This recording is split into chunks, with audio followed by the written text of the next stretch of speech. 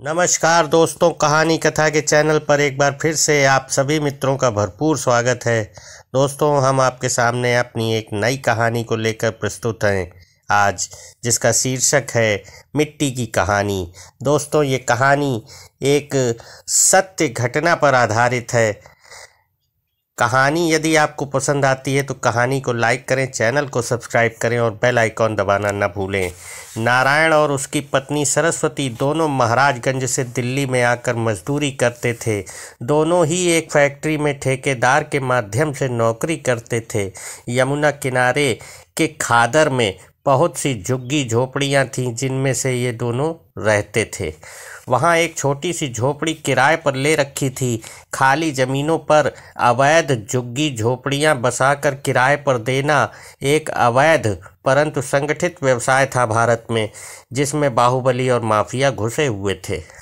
3 वर्ष की एक बिटिया भी थी दोनों की, और सरस्वती 3 माह की गर्भवती भी थी। सरस्वती के नाम का अपभ्रंश अब सुरसुती हो गया था और नारायण को सब नारायण बोल देते थे।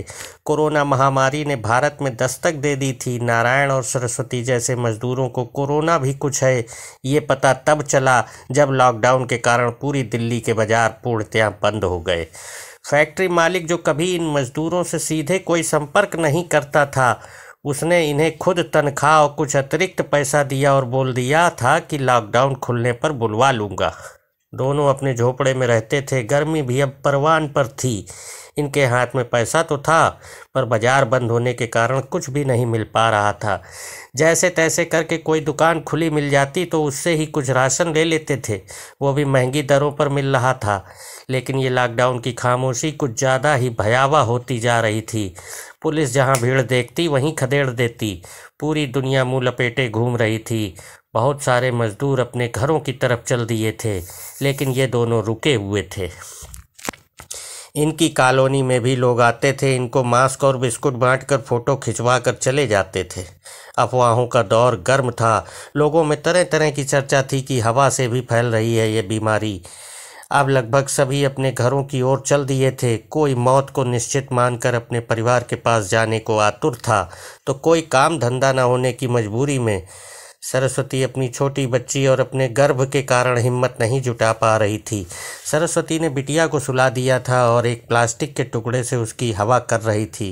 नारायण आया और एक पैकेट बिस्कुट का सरस्वती को दे दिया। सरस्वती ने मुस्कुराकर अभिवादन किया। नारायण ने गंभीरता से कहा, सुरसुती, ऊ ठेकेदार कहवन की गाड़ी जा रहन फैजाबाद तक। सरस्वती की आंखों में चमक थी। बोली, क्या सच? तो चलो। नारायण ने निराशा के साथ कहा, वो गाड़ी वाला वो दोनों का 5,000 रुपया मांग रहल। सरस्वती को झटका सा लगा। 5,000? इतना काहे? कोई जहाज में ले जाएगा? नारायण बोला, सब गाड़ियां बंद हैं, कर्फ्यू लगा है, पैदल चलने पर भी पुलिस डंडा मार रही है। सरस्वती ने कुछ सोचने के बाद कहा, इतने पैसे तो दे ही देंगे, यहाँ भी कब तक रहेंगे? राशन महंगा भी मिलना मुश्किल हो रहा है। वो खाना बांटने वाले भी कभी कभी आते हैं तो कभी नहीं आते हैं। जब आते हैं तब भी फ़ोटो ज़्यादा खींचते हैं। सरस्वती ने नारायण के हाथ पर हाथ रखकर कहा, एक बार गांव पहुंच जाएं तो कम से कम अपने परिवार से तो मिल लेंगे। सरस्वती की इस बात को नारायण भावुक हो गया। उसने बिटिया के सर पर हाथ फेरते हुए कहा, सब बोल रहे हैं कि ये बीमारी नहीं छोड़ेगी। अब जब मरना ही है तो अपने गांव में मरेंगे। पता नहीं यहाँ तो अग्नि भी नसीब होगी या नहीं। सरस्वती ने भी निराशा से कहा, वो जर्मन बता रहा था कि मुर्दों को कंधे देने को भी कोई तैयार नहीं है, सड़ रहे हैं मुर्दे। नारायण ने कुछ देर चिंतन किया और फिर निर्णायक शैली में बोला, सामान बांध, अब गांव में ही जाएंगे। ठेकेदार इन सब से पैसे ले रहा था, लेकिन फिर भी उसका अंदाज ऐसा था जैसे कि इन पर एहसान कर रहा हो। वही इन्हें ज़्यादा कमाई के सपने दिखाकर दिल्ली लाया था। उसका व्यापार यही था, पूर्वी उत्तर प्रदेश से मजदूरों को लाकर यहाँ की फैक्ट्रियों में उनसे काम करवाना। ठेकेदार ने नारायण के सामान के कट्ठर देखे और बोला, दुनिया में प्रलय आ रही है और तू ये सामान की गठरी ठाए घूम रहा है। अब तो लालच छोड़ दे नारायण, बस राम नाम भज। अब शुक्र है ये ले जाने को तैयार हो गए हैं, नहीं तो सड़कों पर झांकने भी नहीं दे रही पुलिस। नारायण ने ध्यान नहीं दिया और ट्रक में चढ़ गया। अपने सामान की गठरी भी उसने ट्रक में ही लाद ली। ट्रक वाले से गोरखपुर तक छोड़ने की बात तय हुई थी और उसने पैसे पहले ही ले लिए थे। ट्रक में नारायण के अलावा 15 या 20 लोग और भी थे जिन्हें उसी क्षेत्र में जाना था। ट्रक ड्राइवर ठेकेदार से बोला, मथुरा को ले जाऊंगा, वहाँ चेकिंग से बच जाएंगे, आगे का रास्ता आगे देखेंगे, नहीं तो टूंडला, मैनपुरी, कन्नौज को होते हुए चलेंगे।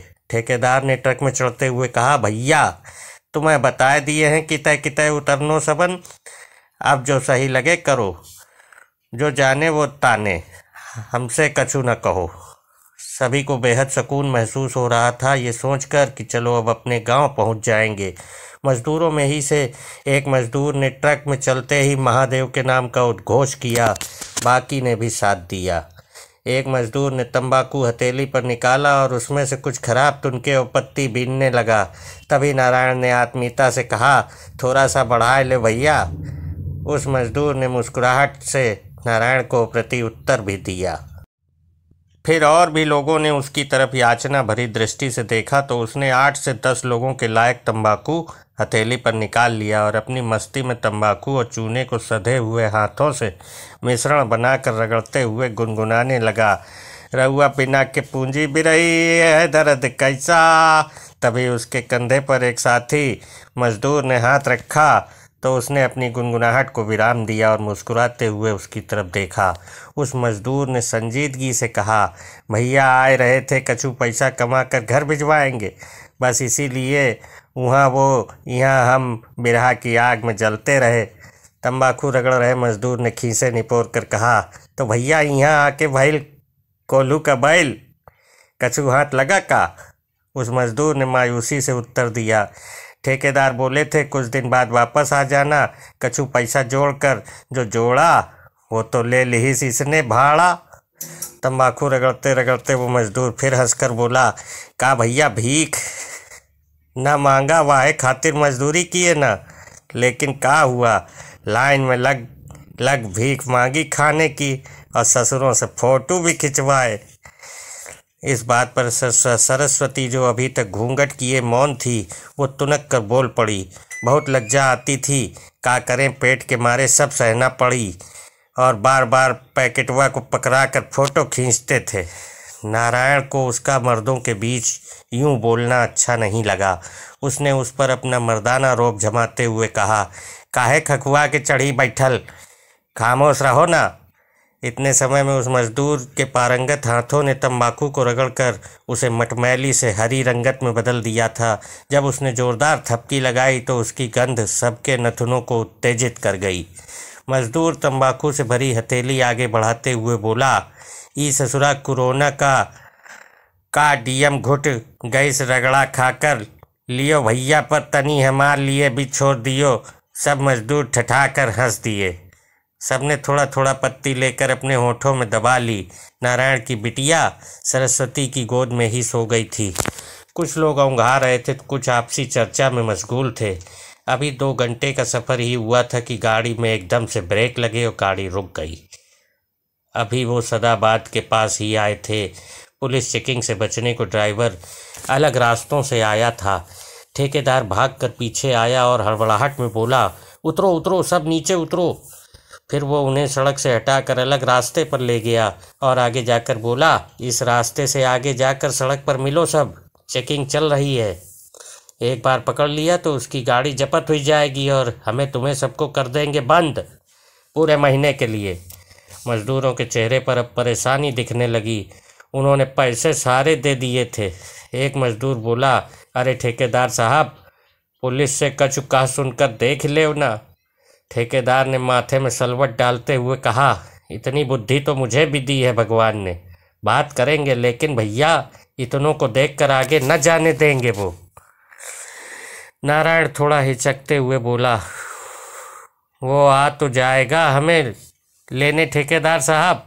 ठेकेदार ने नारायण के कंधे पर हाथ रखते हुए कहा, नारायण तुम ही ना हो, हजारों को काम दिलवाया यहाँ, और अब उनके देश भी पहुंचा रहा हूं। भैया यो विपदा ऐसी आई है, कम से कम अपने परिवार से तो मिल लेंगे। एक मजदूर ने गंभीर आवाज में कहा, यो बीमारी तो जी पता नहीं कितनों को मारेगी। अब तो बस इतना हो जाए कि अंतकाल में अपनी मिट्टी मिल जाए बाबूजी। उसकी इस बात से कई मजदूरों की आंखों में पानी बह निकला। सरस्वती ने अपने साड़ी के पल्लू से अपनी आंखें साफ की। ठेकेदार ट्रक वाले के साथ गया और वो सब बताए रास्ते के अनुसार चल दिए। जहां उन्हें बताया था वहां वो सब पहुंच भी गए। बहुत समय तक इंतजार भी किया। सूरज सर पर चढ़ाया, लेकिन ठेकेदार के ट्रक का और ठेकेदार का कोई ठिकाना नहीं था। ठेकेदार का फ़ोन भी नहीं उठ रहा था। काफ़ी प्रयासों के बाद ठेकेदार ने नारायण का फ़ोन उठाया और घबराहट में बोला, ओ नारायण भैया, सब आगे बढ़ लो वहाँ से, पुलिस ने गाड़ी जब्ती कर ली है। नारायण ने घबराहट में कहा, क्या कह रहे हो बाबूजी, हमारा क्या होगा इस परदेश में। फ़ोन लाउड मोड पर था तो सभी सुन रहे थे। उधर से ठेकेदार ने कहा, भैया जैसा बोले हैं वैसा करो, न पुलिस आ रही है सबों को लेने, फिर डाल देंगे कहीं बंदी गृह में। यहाँ मरे तो भैया पता न दें को अग्नि भी नसीब हो या ना हो। और इतना कहकर ठेकेदार ने फ़ोन काट दिया। अब सभी मजदूरों में घबराहट थी। तभी एक बोला, भैया यहाँ से तो चलो पहले, ना तो पुलिस आती ही होगी। जिस मजदूर ने चूना रगड़ा था वो एकदम से बोला, आती ना होगी भैया, भेजी होगी उस छिनार के जने ठेकेदार ने, सब रुपया पैसा तो ठग ही लिए हैं। अब ठेकेदार का फ़ोन बंद आ रहा था। पुलिस की एक गाड़ी आई और सभी को लाठियां मारकर खदेड़ना शुरू कर दिया। वो सब तो गांव की पगडंडी की तरफ चले गए तो पुलिस वाले भी वहां से चल दिए। मजदूर अभी भी तय नहीं कर पा रहे थे कि क्या करें। अब किसी के पास ज़्यादा पैसे भी नहीं बचे थे। तभी एक मजदूर बोला, अरे ओ भैया, 84 कोस परिक्रमा किए हो कभी? लगभग अधिकतर ने कहा किए हैं भैया। तब वो बोला, तो चलो फिर करते हैं डबल परिक्रमा, वैसे भी पैसा बचा नहीं, और भैया यहाँ रही हो तो अपने गांव में ये बीमारी छोड़ेगी भी नहीं। नारायण ने दार्शनिक भाव में कहा, भैया जब मिटना ही है तो अपनी मिट्टी में जाकर मिटेंगे। और इस तरह सब पैदल और एक लंबी यात्रा पर निकल लिए। इनमें से सभी का गंतव्य 1000 किलोमीटर से भी ज़्यादा का था। लेकिन जीवन भर मजदूरी करने वाला मेहनत से नहीं डरता। वो जानता है अपने शरीर की अंतिम सीमा तक उससे काम कैसे लेना है। उस पूरे दिन वो सभी चले और रात भी काफ़ी समय तक चलने के बाद एक जगह उन्होंने रात काटी। सुबह फिर चल दिए। अब उनके पास खाने की भी समस्या हो चली थी, परंतु देहात में उन्हें रास्ते में सहानुभूति भी खूब मिली और भोजन भी। देश का मीडिया 1947 के बाद से इस सबसे बड़े पलायन पर जमकर टीआरपी बटोर रहा था। लेकिन ये जो पलायन कर रहे थे, इनकी आंखों में बस अपना परिवार और अपना गांव ही था। इनमें से किसी को नहीं पता था कि वो एक बड़े वैश्विक मीडिया इवेंट के मुख्य पात्र हैं। ये पलायन मीडिया में अब कोरोना से ज़्यादा चर्चा बटोर रहा था। तभी चलते चलते सरस्वती को अचानक दर्द होने लगा। बाकी मजदूरों को आगे चलने को बोलकर नारायण अपनी बेटी और सरस्वती के साथ वहीं रुक गया। उसके साथ एक मजदूर और उसकी पत्नी और रुक गए। उस मजदूर ने नारायण की बेटी को एक बिस्किट जो उसे रास्ते के एक गांव में मिला था वो दे दिया। बिस्किट लेते ही उस बच्ची के थके हुए मासूम चेहरे पर एक सुंदर मुस्कान फैल गई, जैसे घुप अंधेरे में कोई रोशनी की किरण फैल जाती है। इस महामारी के दौर में भी प्रकृति ने अपनी अप्रतिम सुंदरता इस बच्ची के मुखमंडल पर बिखेर दी थी।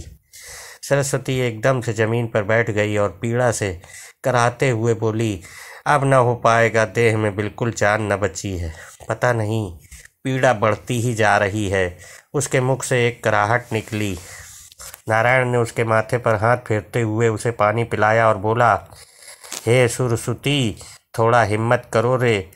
लेकिन सरस्वती की कराह और पीड़ा बढ़ती ही गई। साथी मजदूर ने नारायण को कहा, अरे हो नारायण, भौजाई को छाँव में बैठा लो, कुछ देर बाद आगे चलते हैं। नारायण ने परेशान होते हुए कहा, भैया यहाँ बियाबान में कहाँ रुके, कौनो मदद भी ना मिले यहाँ तो। उस मजदूर ने कहा, नारायण आगे न चल पाएगी भौजाई, देख तो तनिक। सरस्वती को दोनों लोग उठाकर छाँव में ले गए। तभी नारायण ने ध्यान दिया कि सरस्वती को रक्त स्त्राव हो रहा था। सरस्वती की साड़ी खून से पूरी तरह खराब हो गई थी।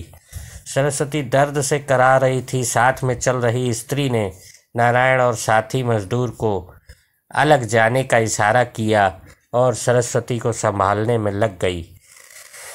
उसने अपनी एक धोती से पर्दा कर दिया। नारायण किसी अनिष्ट की आशंका से घबरा कर रोने लगा और साथी मजदूर उसे ढांढस बंधाने लगा। नारायण की बिटिया को नहीं पता था कि ये क्या हो रहा है, लेकिन वो माँ की दर्द भरी कराहट और नारायण का क्रंदन देखकर घबरा गई थी। नारायण को कुछ होश आया तो वो रोती हुई बिटिया को थोड़ा दूर ले गया, जहाँ उसकी माँ की कराहट की आवाज़ कम आ रही थी।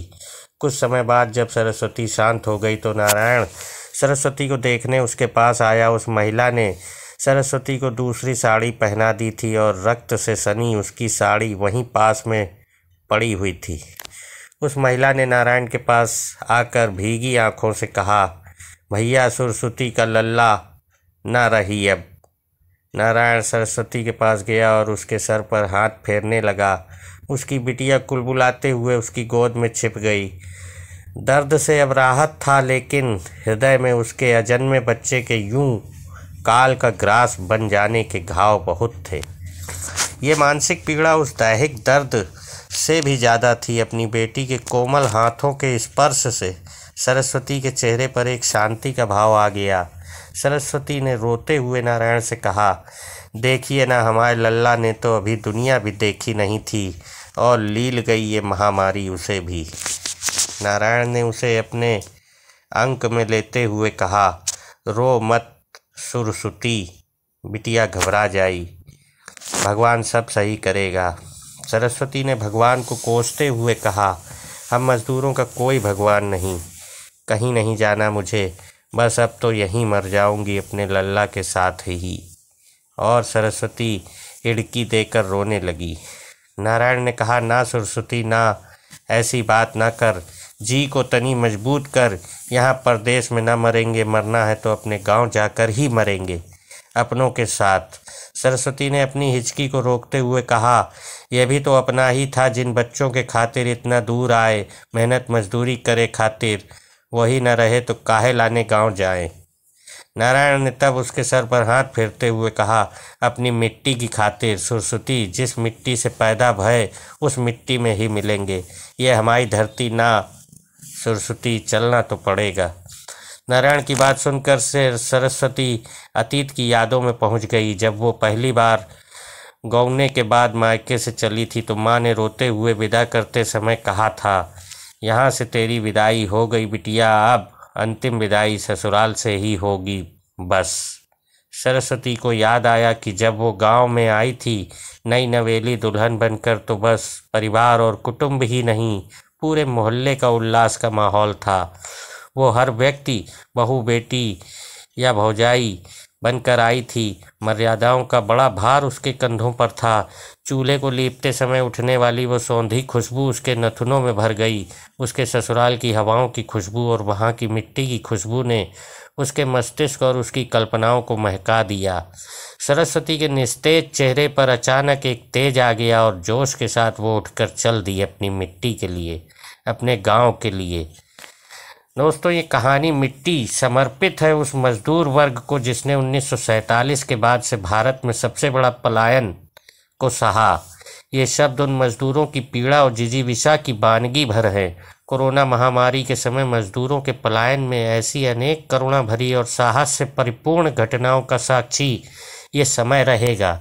मजदूर ने मेहनत करके शहर खड़े किए, इस देश को खड़ा किया, लेकिन भीख नहीं मांगी।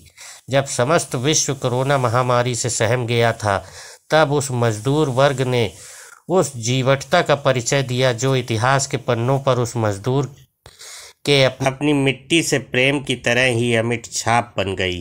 नमस्कार दोस्तों, कहानी समाप्त।